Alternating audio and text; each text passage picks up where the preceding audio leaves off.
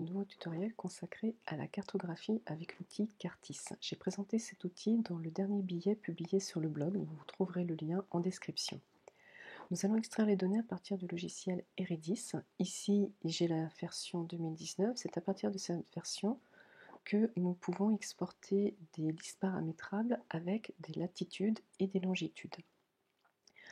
Ici, je suis dans la recherche intelligente et en fait, je vais essayer de cartographier tous les individus de ma lignée Sosa porteurs du prénom Jean. Donc je prends uniquement les individus masculins et je vais également m'intéresser aux régions où ils sont nés afin de savoir s'il y a des régions prédominantes ou pas. Une fois que j'ai préparé donc cette recherche, je vais éditer la liste paramétrable.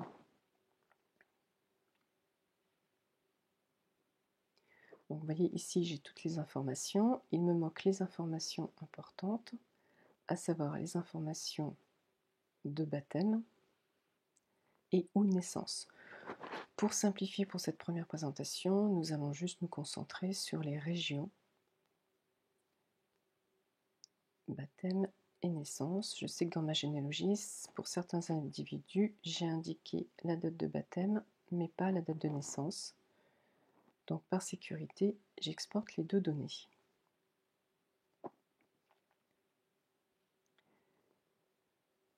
Donc, j'ai la liste paramétrable avec, donc vous voyez enfin, les informations concernant la région de baptême et de naissance ainsi que les coordonnées géographiques.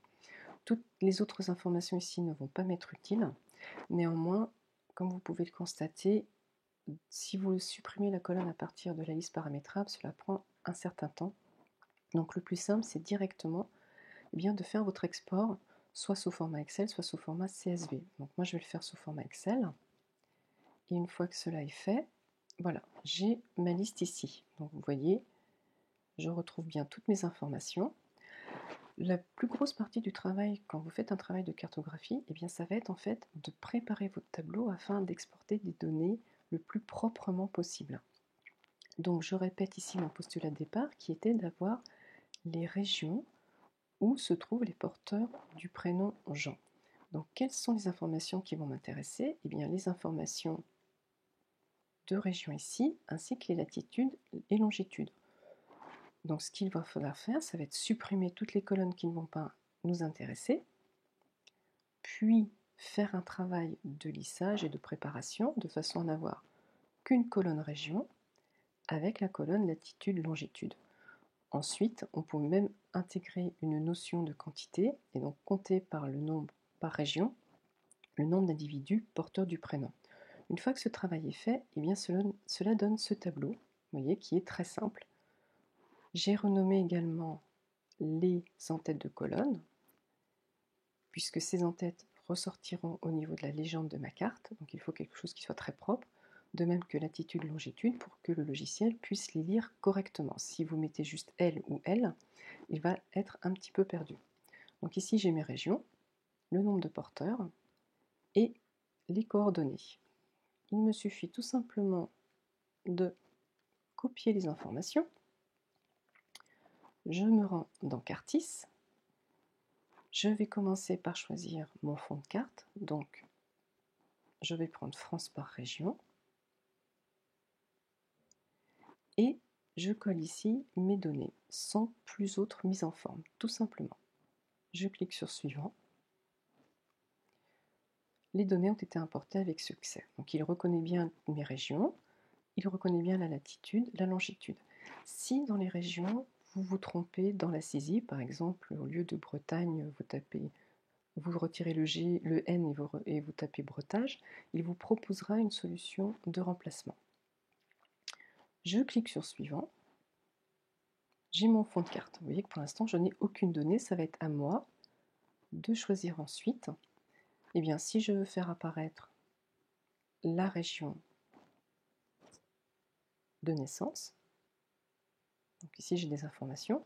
Néanmoins, pour l'instant, ce n'est pas très porteur.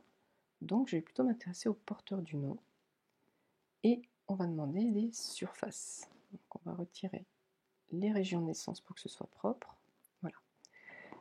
Et vous voyez ici, eh bien, que sont affichées les différentes régions avec des notions de quantité. Bien évidemment, ensuite, vous pouvez essayer d'afficher tout un tas d'autres représentations. Nous allons toujours sur porteur. On peut prendre des symboles pour que ce soit plus propre. On va retirer cette carte s'il veut bien. Voilà. Hop. Et ici, donc, j'ai bien les porteurs par symbole. Vous voyez, porteur du nom. Et je vois bien, donc ici, j'ai beaucoup plus dans la région Auvergne-Rhône-Alpes ainsi qu'en Bretagne de porteurs. J'aurais pu compliquer un petit peu cette carte également en y ajoutant une notion de date. Pourquoi pas avec soit des décennies, soit carrément des siècles. Donc là, ça demande un travail un petit peu plus important sur la carte, mais c'est tout à fait possible. Donc vous voyez, en fait, c'est assez simple d'utilisation. Vous pouvez ensuite, une fois que vous avez fait votre carte, voilà, eh bien, lui donner un titre, indiquer la source de données si vous l'avez extraite d'un autre document. Vous mettez toutes les informations importantes. Vous pouvez également l'intégrer. Vous avez une dimension d'export et vous pouvez donc sauvegarder votre carte sous le format, soit un format image, soit un format également exportable pour être intégré dans d'autres outils de cartographie. Donc vraiment, le principal dans une cartographie, c'est de bien préparer votre tableau. Donc préparez votre postulat de départ. Qu'est-ce que vous voulez voir affiché sur votre carte? Exportez vos données, prenez le temps de bien les nettoyer dans le tableur et ensuite vous voyez que dans le logiciel, eh bien, c'est lui qui va faire le gros du travail. Vous n'aurez plus qu'ensuite qu'à sélectionner le type de visualisation que vous souhaitez et vous pourrez travailler avec n'importe quel type de données et afficher les cartes dans vos documents, votre blog ou partager avec votre entourage. Merci, à bientôt pour une nouvelle vidéo.